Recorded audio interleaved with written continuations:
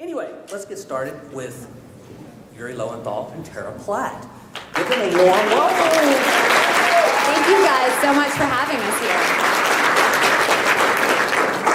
So I have to admit, I actually was familiar with them from Shelf Life, which I absolutely love. I'm semi-fanboying out. It's like, it's Bug Boy and Hero left. Yes! Go. And the zombies didn't get them. If you haven't watched Tuesday's episodes, you need to do that. You guys are probably most familiar with them from their voiceover work in Naruto, Ben 10, and then I have to mention, I didn't know that much about Monkey Kingdom Productions, and then I went from iTunes, which you can get tumbling down if you're over 18, by the way. Yes. That's right, not for everyone. So let me get started. I have a simple question, because you guys are in a similar situation to me. I'm a nerd. My wife is not. My wife is a marathon runner, so go figure that out. Actually, it's because I eat her dinner. So we have a spirited discussion going because I want to buy a 3D printer to make my own action figures. We do too. Who doesn't want a 3D printer? Right? That's like living in the future. That's like better than flying. It's not better than flying cars, but it's almost as good as flying cars. Maybe if you could print a flying car from the 3D printer, that would be That's awesome. the next step. I just want to do action figure mashups. So Yeah? Gene Simmons as Emperor Palpatine. You have no idea. I like the way you think. So anyway, what's the dynamic like being married, Tara, to a nerd, and what kind of discussions does that lead to? He has a lot of information about things I don't know. That's what happens. That's sort of the definition. And also what happens is it rubs off on me. So every once in a while we'll do something and I'm like, yeah, well that's like Iron Man, and Yuri's like, you get nerd points, Because I'll actually get something. I love it when she surprises me with stuff like that. Yeah. You're paying attention. I'm like, he's got a Green Lantern shirt on. Check. Right? Because you do, right? It is Green Lantern. Yeah, okay. See, I sometimes get them. Nailed it. Yeah, I have an office where I keep all of my sort of stuff.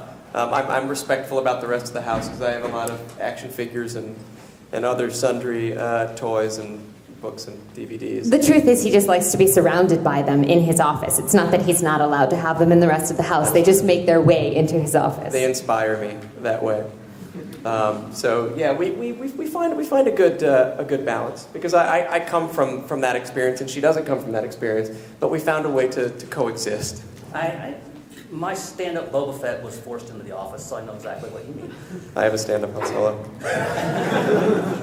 Okay, so let's talk about one of the projects you're in post-production on that actually should interest everybody here, con artists. Yay! I'm actually curious, how much of that's based on your own life experiences? Because it's insane out there watching you guys try to get through a crowd. Con Artist is a movie that we shot over the course of a year. It's documentary style, but there's a mockumentary element to it as well, because there's some stuff we just sort of played up, and some stuff that is semi-scripted.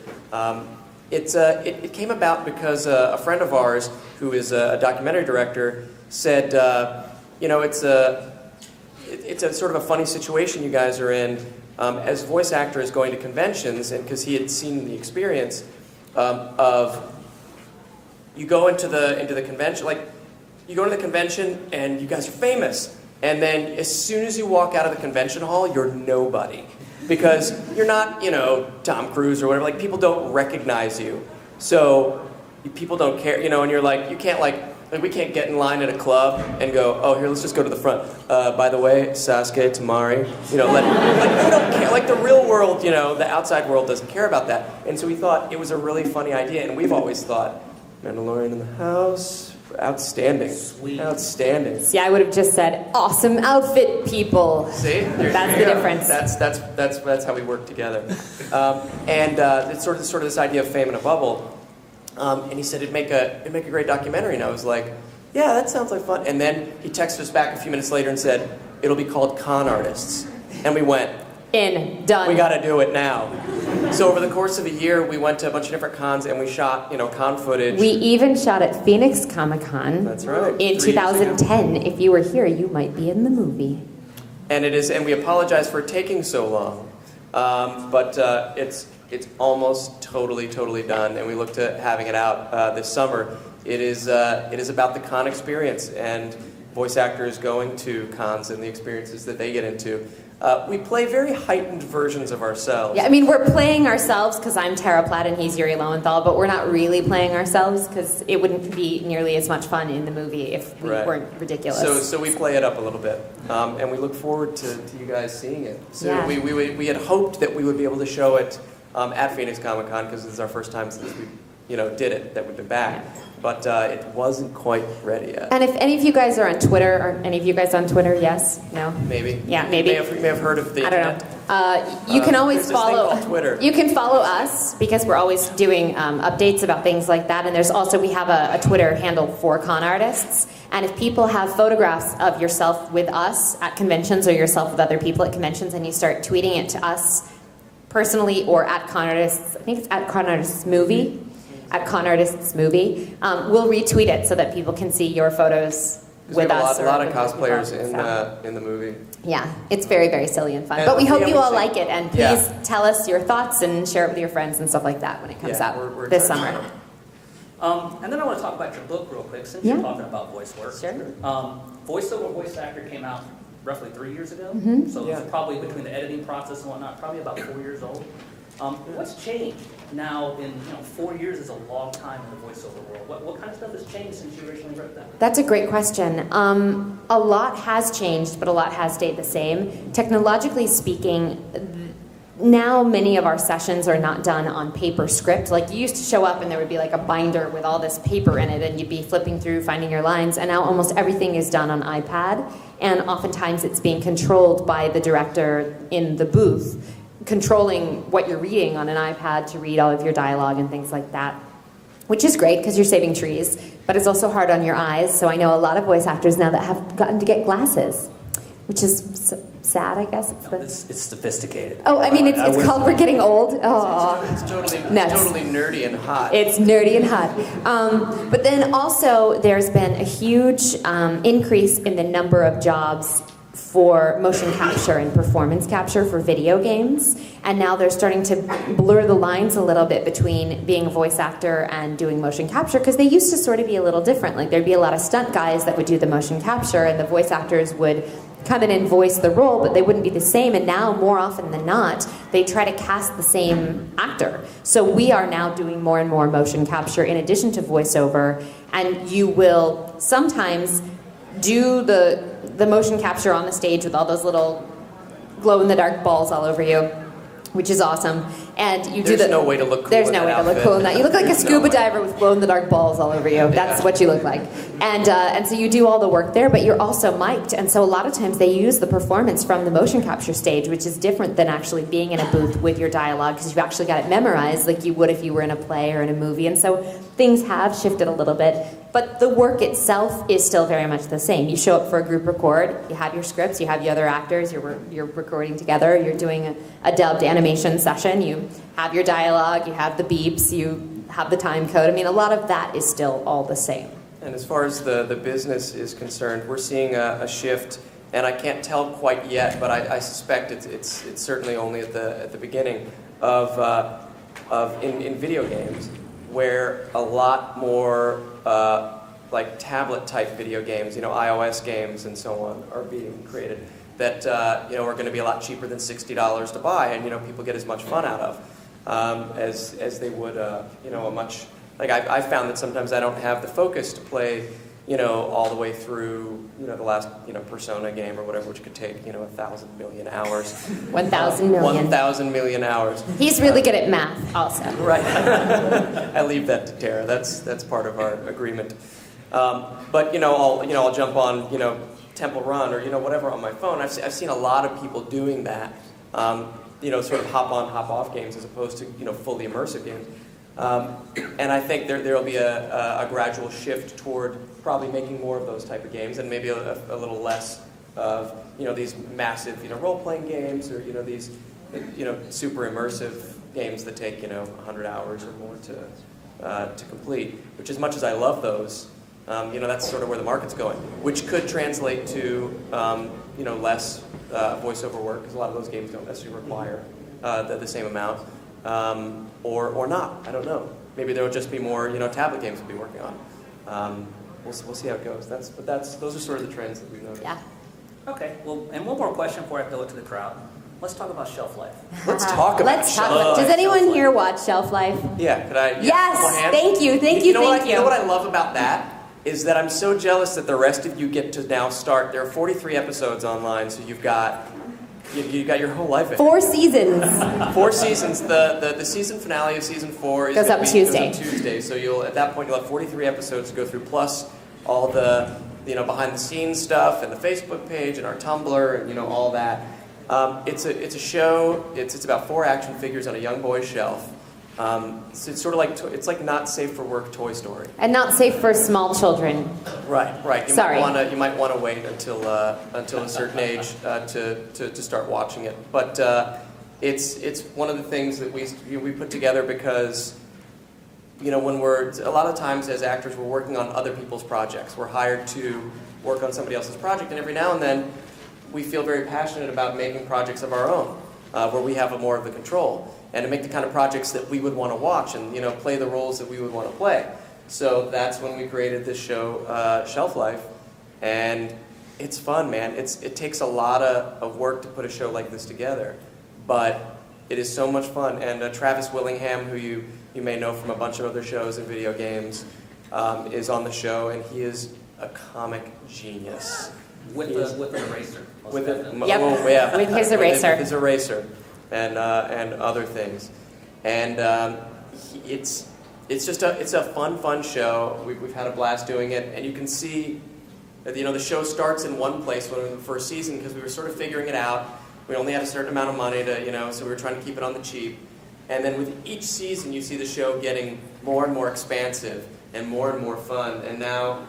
We had raised some money on Indiegogo last year to shoot the 4th season and really up-level the whole show. And you can really tell. We had some great guest stars this season, and we finally gotten the characters off the shelf. And there's a whole season arc, which is fun, because when we first started, each episode was sort of a standalone episode. I mean, you learn about the characters by watching it, so you're getting more information, but you can sort of watch an episode and you get everything that you need. But now in season 4, we have full arcs that are happening for all the characters, and so you want to watch the other episodes so that you know what's happening and you get the in-jokes, and it's becoming fun. Did you actually have a question about it, though? I love the show, so I was just giving you time to talk about it. Oh, awesome. Especially when I saw the number of hands that went up, it's like, oh, you guys need to get an introduction. Yeah, it's easy to find. The YouTube channel for it is Shelf Life the Series. If you go to YouTube and search that. Or you can go to shelflifeseries.com. That's the website for it. For Shelf Life Series on Facebook.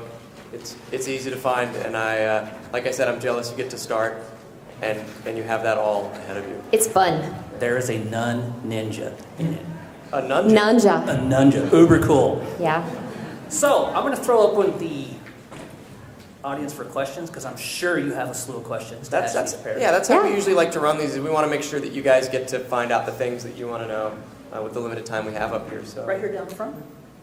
With each and every new installment or remake of a Persona game, how exactly does recording after that go about? Like, do you actually re-record old lines, or do you just use old ones and only come in for new ones for new characters and whatnot?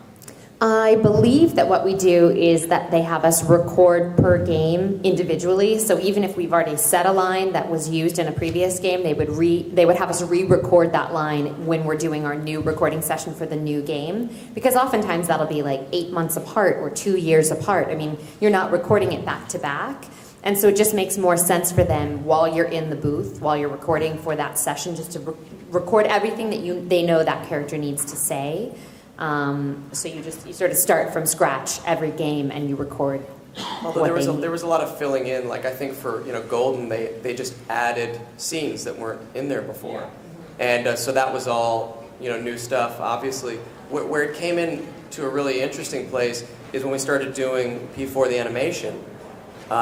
There were the people who wrote those scripts were different people than the people who had adapted the scripts for the game originally. And so I mean, one of my favorite lines is Yosuke's, "Oh, critical hit to the nads!" That wasn't in the script. And we got to that point where he wipes out on the bicycle, and it wasn't there. And I felt like I had to step up and say, "Excuse me, in the game, this is what he said, and this other line sucks." No, I didn't put it that way. But I said, I think we owe it to the fans to try to hit some of those points that they loved from the game in the animation, and they were totally open to hearing that. So we didn't do that with every line because that would have slowed things down too much. But there were a couple of key moments I think where each of the actors, who, if they were proud of a certain moment, stepped up and said, "In the game we did it like this. Can we try it like that?" So it was interesting going from the game to the animation and having to retell a lot of the stories. And the second part to that is, I really want to get this quick before my camera dies again. And I think it's going to be funny because it's Arizona. You said my favorite line from Escape from the animation, "Holy hard nipples, it's cold." Oh yeah, because it's Arizona. That's even perfect. Holy hard nipples, it's cold! You're welcome. And there was one over here. There Right was, here. but it's not. Yeah. I'm going to ask you a question you may or may not bail on. How's your day? Awesome. I don't know that we've ever gotten that question I have before. not gotten like that question on a panel. I'm having a good day. Are you having a good day? That's good. Thank you for Phoenix asking. Comicon. I've said it before, I'll say it again. It's one of the best run cons that we've ever been to anywhere, which is why we'll always be happy to come back. It's exhausting because it's so much fun. Oh, sorry, should I left an applause break in there? Oh, no. For Phoenix Comicon! Yeah, it gets exhausting, when you're on the floor all day and you're interacting with a lot of people, and so usually about this time of the day I start to get tired, and the only thing that keeps me awake is you guys. So thank you for turning out for this panel. And thanks to the splicers in the audience. That's kind of awesome. Sorry, I will generally call out nerdy things that I like. If you've like, is that Trogdor the Burninator on your shirt? Is he burninating the countryside? And over here in yellow? For Yuri, I wanted to know, how did you feel about voicing Cecil in Dissidia and in the remake of Final Fantasy IV? Because I know you had done noble characters before when you did the Prince or you did Luke, and I just wanted to know how you felt about doing Cecil, who pretty much embodies chivalry. Yeah, he's getting to do Cecil for Final Fantasy IV was surprising to me because the game had been out for so long, but hadn't had a voice before. So that's always tough because you people have created his voice in their heads when they play, and it's hard to step into that and get it right. But I was honored to get to go and do that because up until that point, I forget if I recorded Rex for Final Fantasy, was that 11 or 12? 12. 12, yeah. I forget if I did that before or after Cecil, but I hadn't really gotten to be a part of the Final Fantasy family yet. So that was really, I was honored that they would let me go back to such a venerated Final Fantasy title and let me do that. You're right. In some ways, it came easy to me because, as Tara will tell you, I kind of embody that in life, and so it comes through in the characters that I play, in one form or another. And so it was fun. I was really happy to get to do that, and then to come back, for Dissidia and get to play the same role again and again. And there was one in the back with the hand up. Yeah, you. Seeing your characters, how they start, and then as the plot continues on and such, does your opinion of your character change? For any job in particular, or all of them? The latter. Okay. Well, over time, yeah. When our characters change. I would say yes, because the more information you have about a character, the more you know the character, the more you've gotten to play the character, the more invested you get in the character. And so, when you realize that the character is making choices that you agree with, that's exciting. And when you realize the character is making choices you don't agree with, you sort of have to look into that and explore that and recognize how you are different from your character, and also celebrate the wins for the character, and commiserate with the losses for the character. So it's great, like Tamari, because she's aged over the whole arc of Naruto, and I've gotten to play her for a number of years. Oh my gosh, how long have we been doing that? 7 years? How long have we been doing Naruto? A long Something time. like that. It feels like forever. So you really get invested in the character and the storyline and what's happening. And then there's other characters. You go and you have one session for 2 hours and that's it. That's your only experience with that character. And so, of course, it's more difficult to get... I mean, like, you can have fun, you can enjoy the character, but it's a lot more difficult to get super invested in something you've only spent 2 hours on as opposed to something you've spent 7 years on. So, like, of course, getting to play it longer is... Yeah, it's always a treat to get to play a character in something that lasts that long, because you get to learn that character. You never really nail it on that first day. And so as you get to play it, longer and longer, you find that character more and more, and hopefully you get some character development in the script as well, and it stays interesting and it stays fun. The splicers with their masks looking at me while I'm talking is weirding me out. You guys are weirding me out. And those in the white T-shirt. This is for Yuri. So in your role of Yosuke in the Persona series or 4, how is it working with the new Teddy and Chie actor? Because I know in Persona 4 they transitioned and changed the actor for Golden in the animation. Was it different or harder? In some ways it wasn't different at all because, like I said, we record solo. So it's not like I'm getting to work with another actor.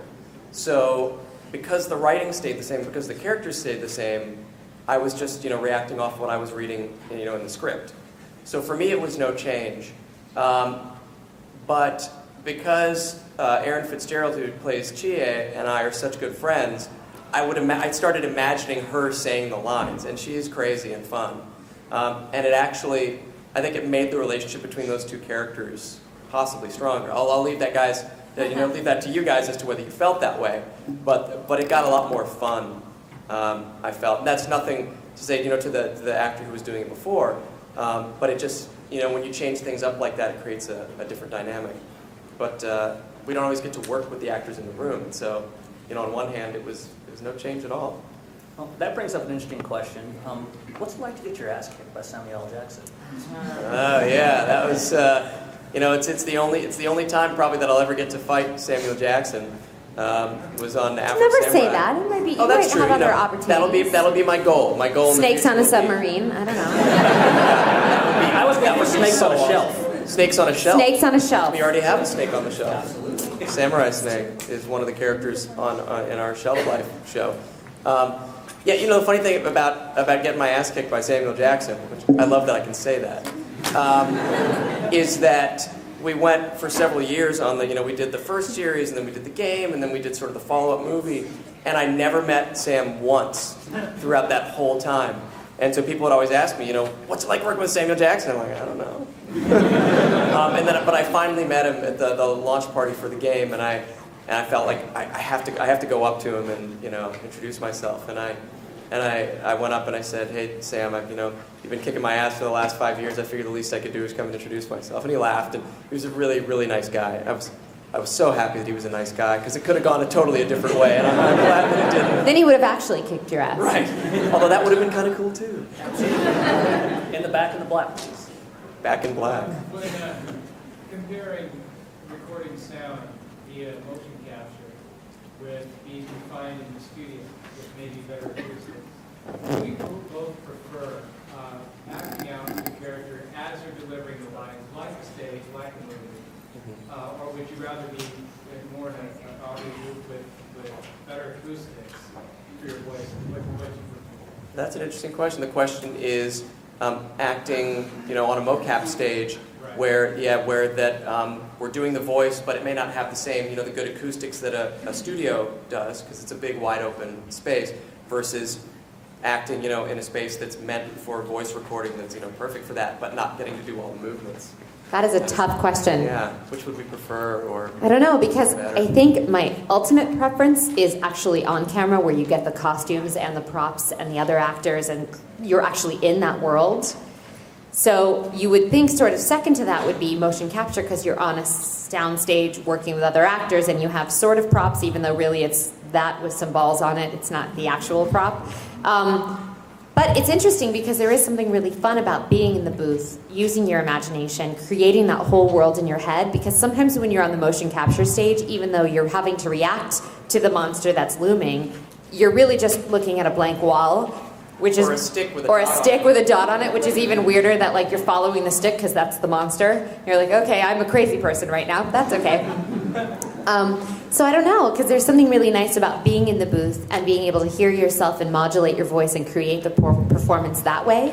But there's also something really fun about being on those sound stages and like having other stuff around you. Yeah, because that's why we got into this, is because we want to, play like that. So getting to hold the props and put on the costumes and things like that is so fun. But the technology is not quite there, where often the sound that they record on the mocap stage is still not as good as you would get in a studio, and we have to go pick it up again later anyway, for one reason or other, because you've made a sound that then obscures the sound you're trying to make with your voice because you're moving around.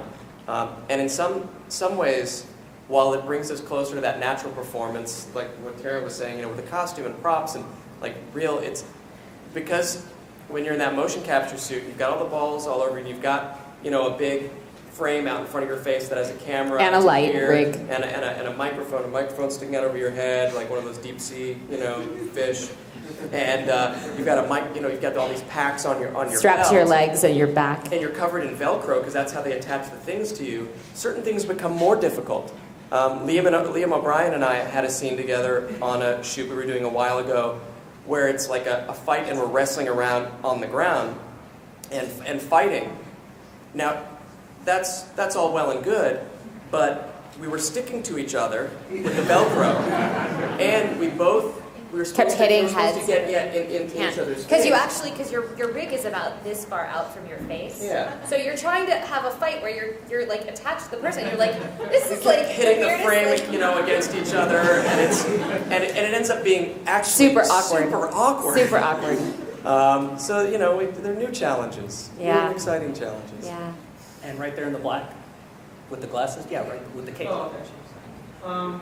I just got here, so I'm sure this question has been asked before. But which character would you say was like the most fun to voice? Like you were able to get into more than others? Most fun character to voice. Oh man, I don't know. You love Superman. You know you do. It's true. I got to play Superman on Legion of Superheroes, and I've grown up a big comic book nerd, and to get to play Superman is kind of like, do I retire now? That was where do you go from there? And it was because I would get tickled every time I would do it. I'd do it and then I'd be nerding out, in the corner right afterwards. So that's and then every now and then when you get to do a group record, because part of it is the fun playing the character, and part of it is the people you get to work with. Now, a lot of times we'll record solo and you don't really work with anybody but the director. But sometimes you'll get in a room with people you've, for example, in my case, nerded out over since before I got into this business. And now you're in the room working with them. You got to play it cool. Like I haven't watched everything they've been in and been in love with them, since I was a kid. You got to pretend like you're not that guy for a second. But I always lose my cool eventually. And then I got to go up to them and tell them exactly how much I loved, X thing that they did, or how this is, influenced me or whatever. So I love that. That's always fun for me. And I guess for me, maybe, I don't know, there's something great about being able to play a character for so long. So I have a very close love for Tamari, just because I've gotten to play her for such a long time.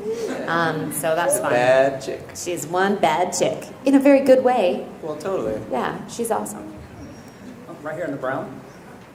Hi. Are there any new or otherwise undubbed roles that you guys would be interested in? Are there any new or otherwise undubbed roles that we'd be interested All in of the doing? ones they would hire us for. We're not particularly picky. As an actor, you can't always afford to, pick and choose. And it's been hard for me to keep up with all the new shows that are coming out, too. So sometimes people will say, you should totally be on this show. A, maybe I haven't heard of the show because it's, I can't keep up with all the new shows. And B, it's not like we can just sort of go, oh, I'll get right on that, and call up, the person and go, you need to put me on that show. But yeah, every time we audition for something, we get excited. We're like, oh my gosh, this is amazing. You rarely audition, you're like, this sucks. Do you know what I mean? You're like, oh, this is amazing. And you just hope you get cast on it. Or I'd rather be back working at that bank I was working at before I started doing this. That never happens to me. I don't read a script and go, yeah, working at the bank would be better, or, temping, or working as a waiter again. That never happens. Speaking of auditioning, being that you're husband and wife, have you ever gone for parts and one gets it, the other one doesn't? What's the dynamic like? Or do both of you just go like Governor Chris Christie, the 3 words, joint checking account? Well, Answers yes. both. Yes. Luckily, it's a joint checking account.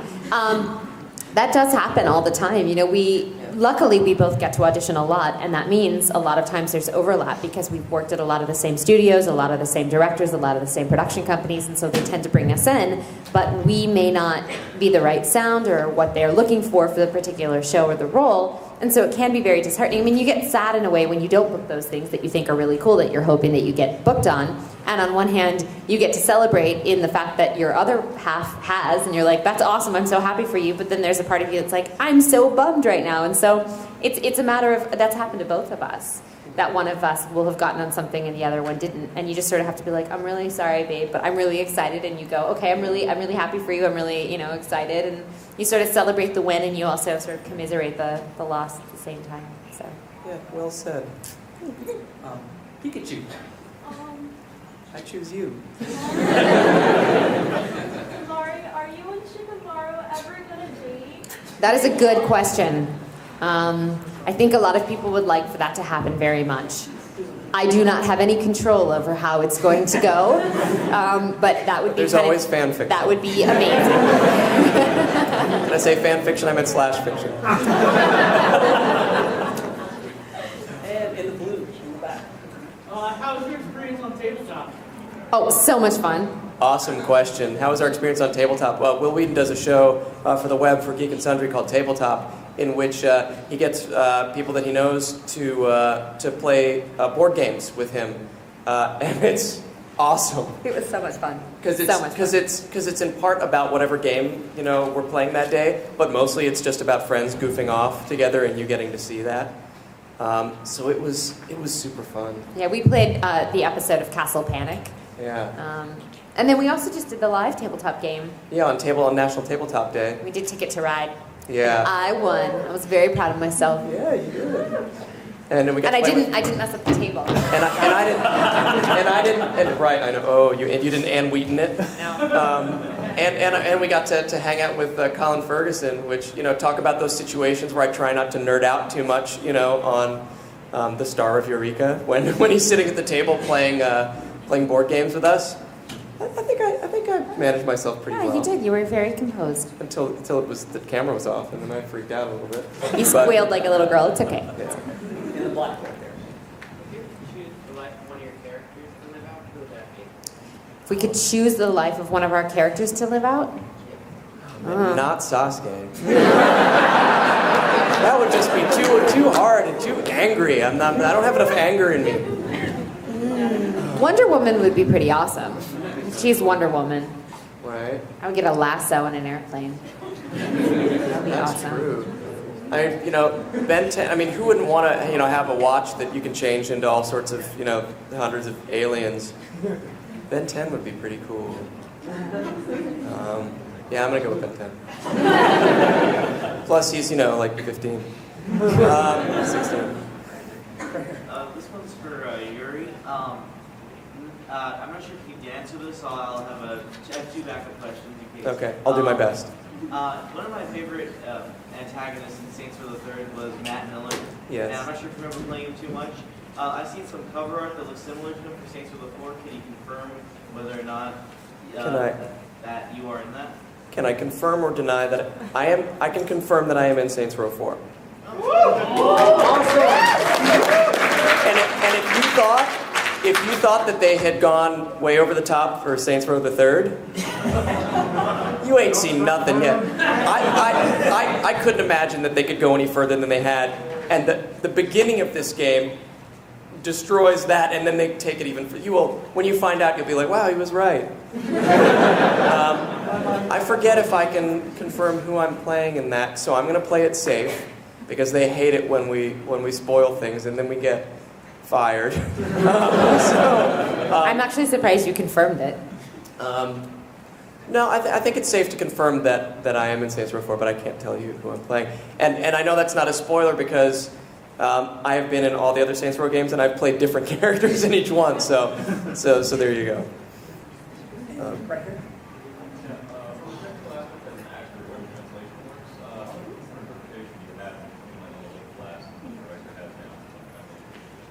That's a good question. It's a technical question about acting and dubbing.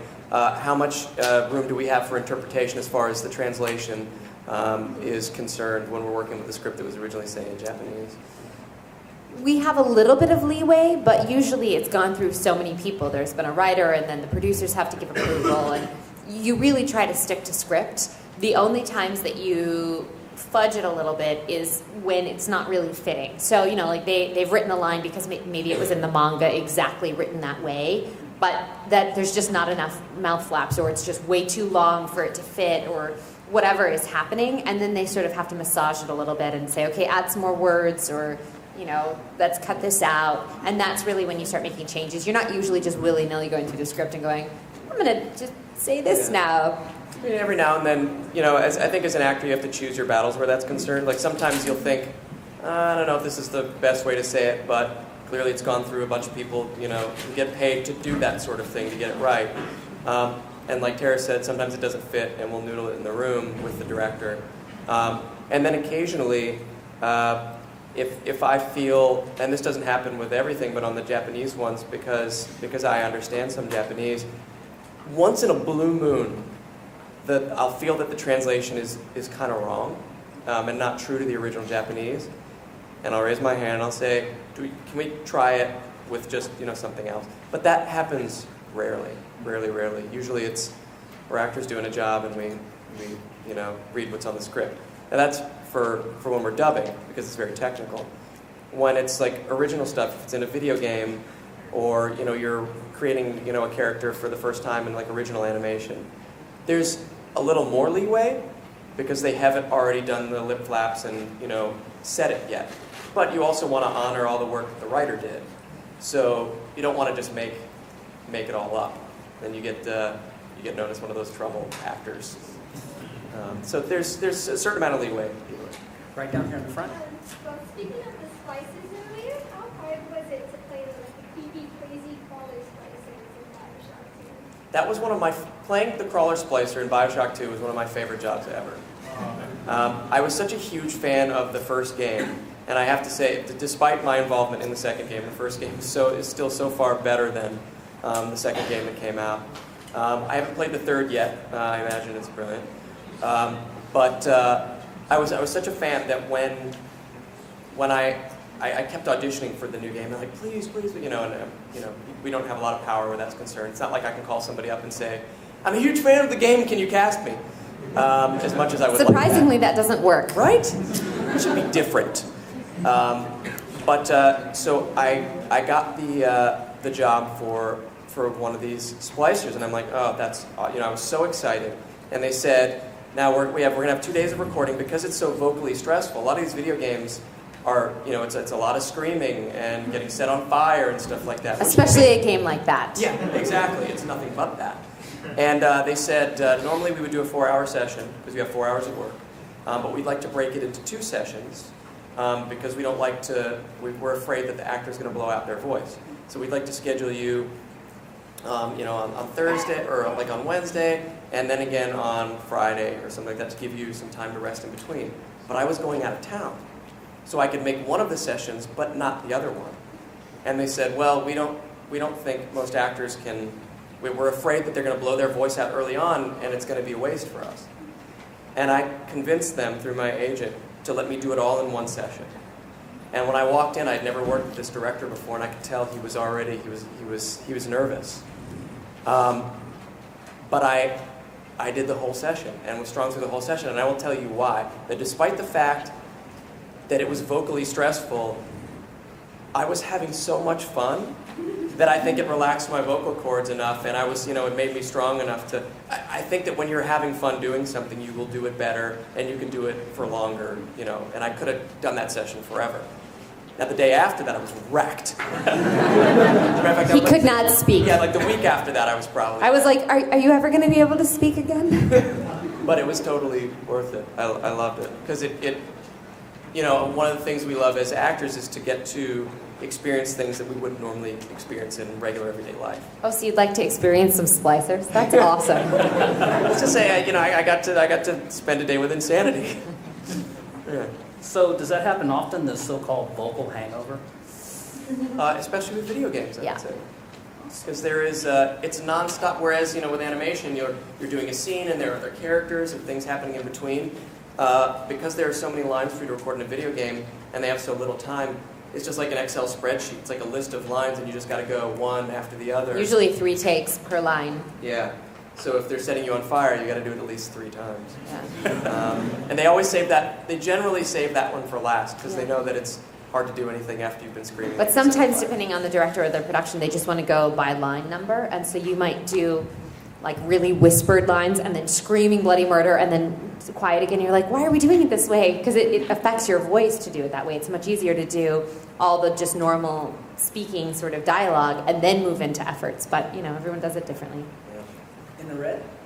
Are there any characters you just like your least favorite, or just someone you don't like voicing or playing as? So are there some characters we don't like voicing as much as others, or that we hate? Well, no. I mean, there's something fun about all the characters. I mean, like, I may not like certain characters as a person. Like, I probably wouldn't really want to hang out with Ava from Monster. Like, I don't. She's drunk all the time and kind of crazy, but she's super fun to play. So, I mean, like, I love playing her as a character. Yeah, there are definitely characters that I have more fun doing than others, but even the ones that I don't have as much fun with, I'm always learning something, and it's, like I said, it's still better than working at the bank. No offense if you're a banker. Yeah. In the back in the light blue. Yeah. What would you say was the hardest character to bring to life, whether it was dub or just original? That you couldn't get into the character, you just couldn't find it. It took you the hardest amount of time to find.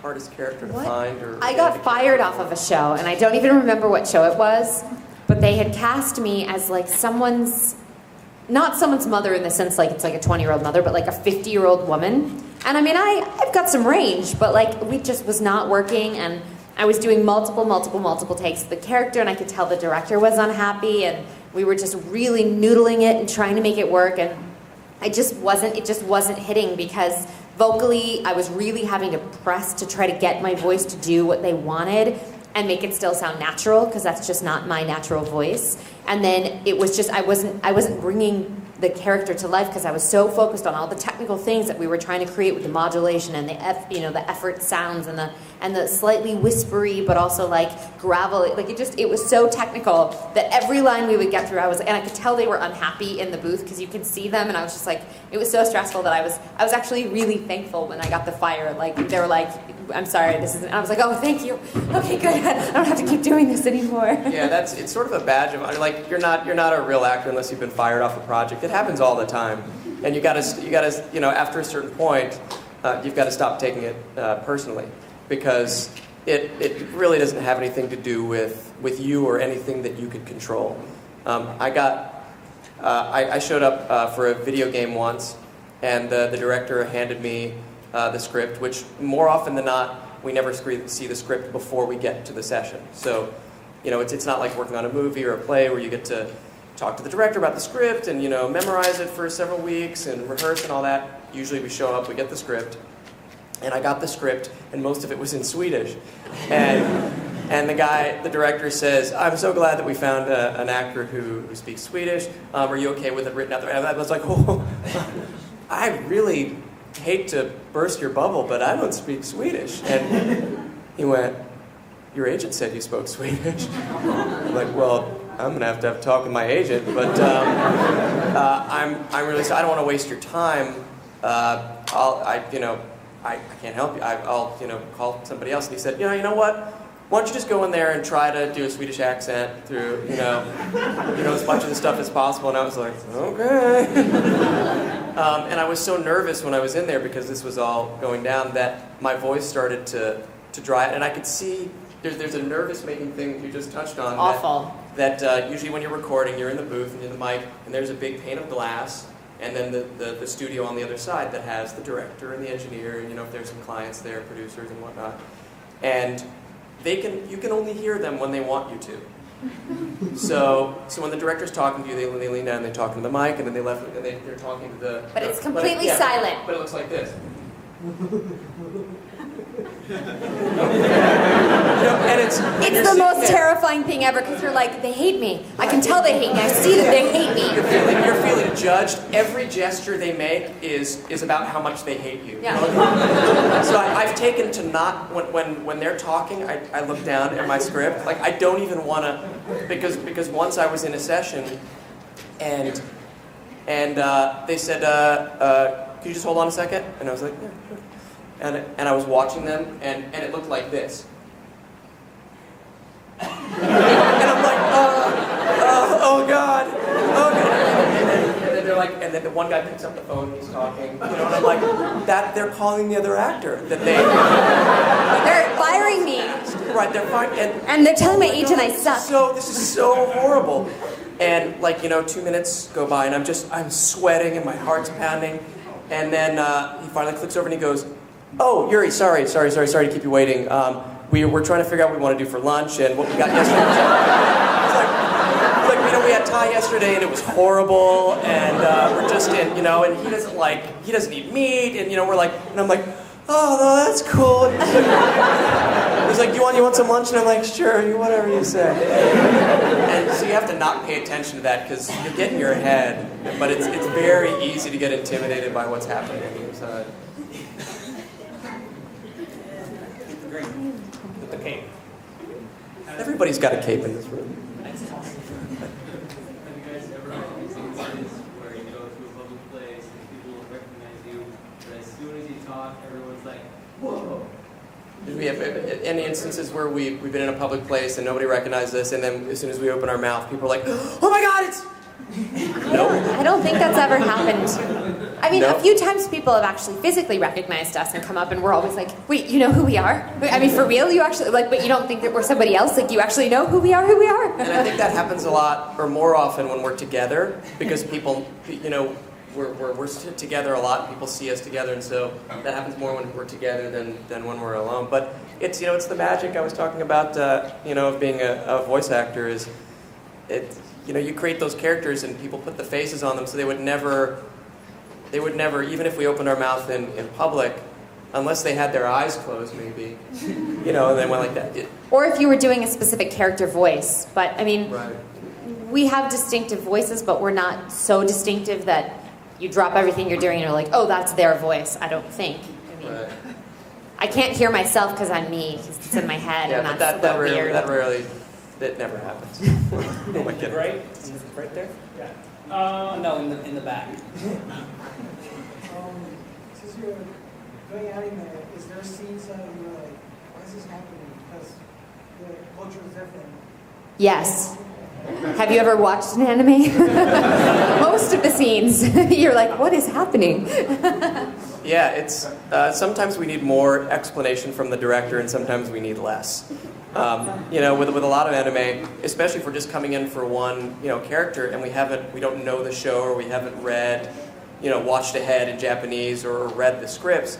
Sometimes the director will need to do a lot of explaining, and sometimes even after they explain, it makes no sense. Next, you're like, wait, there's red and then there's pink, but the pink aren't red, but the red are pink, but then there's some bunnies, and then there's this giant sword, and you're like, what? Wait, I'm sorry, can you start again? Wait, when there's red? Like, you don't, it just doesn't make sense. But that's also the joy of anime, and why I fell in love with it even before I got into this business, is because it is so different than the way we tell stories in the States, and it is so weird.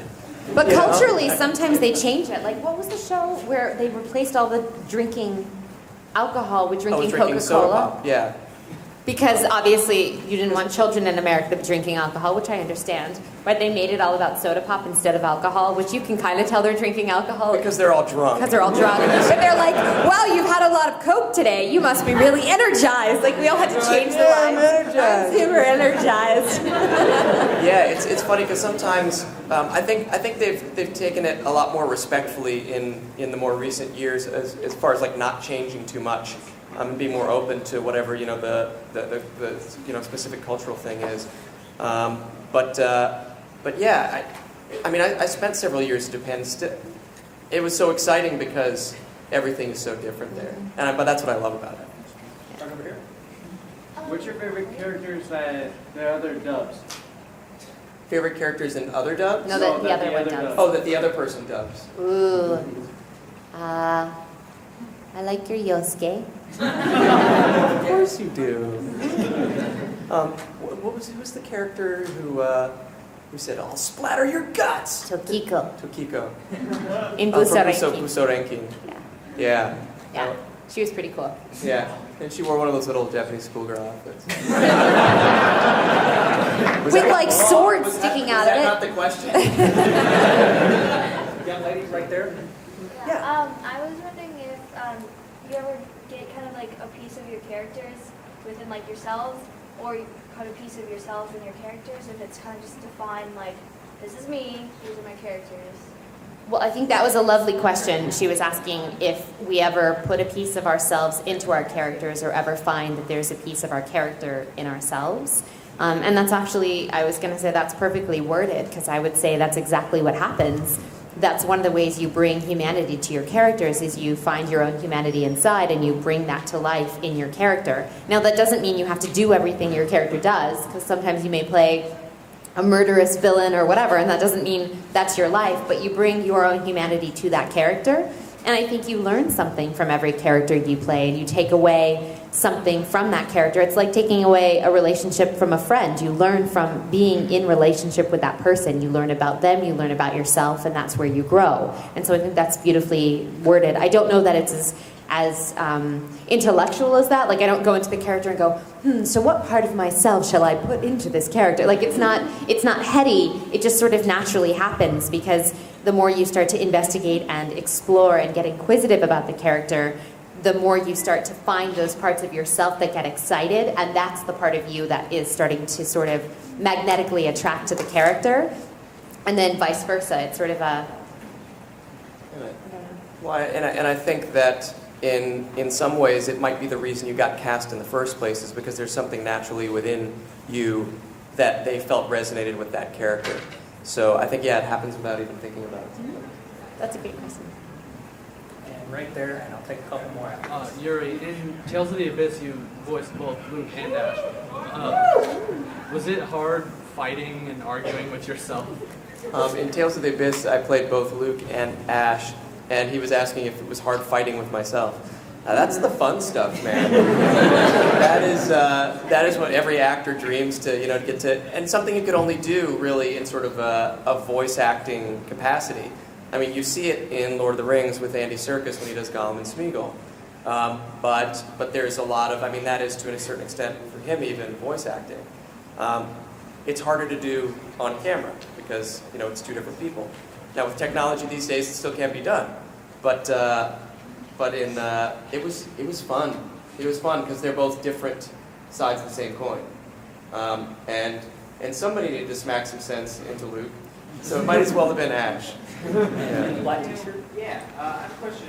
You mentioned before that you were saying about all the people work with. Who was, for both of you, who was your favorite person to work with over the years? Yuri. Who was your favorite person to work with? That I'm not married to? Man, it's hard because I've been such a nerd my whole life. I've collected quite a list of people. My favorite person to work with that wasn't Yuri, I think, was Andrea Romano, because I dig her. She's a director. She's a voice director, and she's just a cool lady. She's just on top of it. She knows her stuff. She's really great at helping to orchestrate an entire production and bring all the characters to life in such a way. She's just a beautiful conductor of people. Yeah, she directed Animaniacs and Pinky and the Brain and Batman the Animated Series and, some things you may have heard of before. She is kind of a genius. I remember being both intimidated and thrilled when I finally walked in the booth and Clancy Brown was there. Clancy has played Lex Luthor and among other, he was the Kurgan in The Highlander, which freaked me out. And he's a nice guy, but he doesn't wear it on his face. So I was totally intimidated. Totally intimidated. And time for one more, but you gotta put it on. If I can get you. Oh. Can we hear it though? If he's gonna. Oh no, you don't. You can just put it on just for a second, and then that's true. I've been seeing you carry it around all day, but I've never. Oh yeah. It's actually a very ornate purse. Wow. That's amazing. That's dedication, ladies and well gentlemen. Done.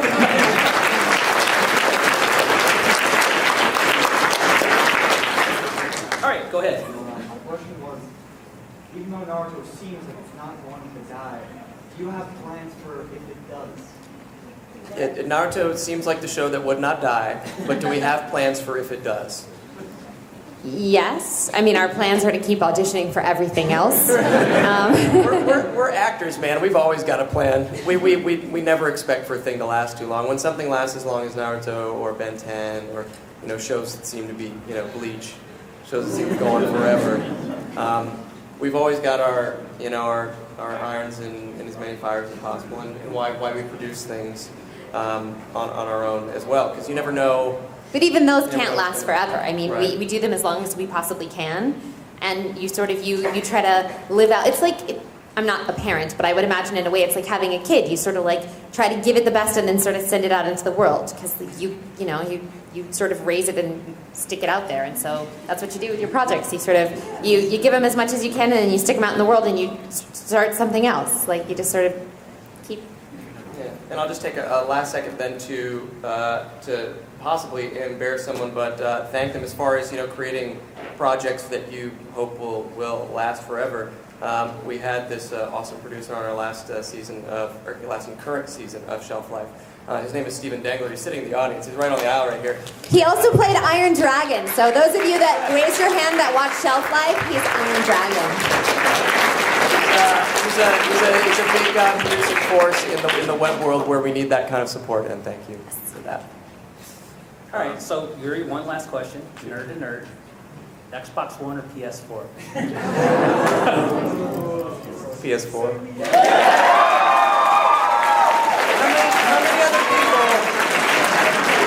How many other people were annoyed by that Xbox One announcement? Yeah. Wait, but that video was kind of brilliant. TV, Xbox, TV, sports, TV, Xbox, sports. Call of Duty.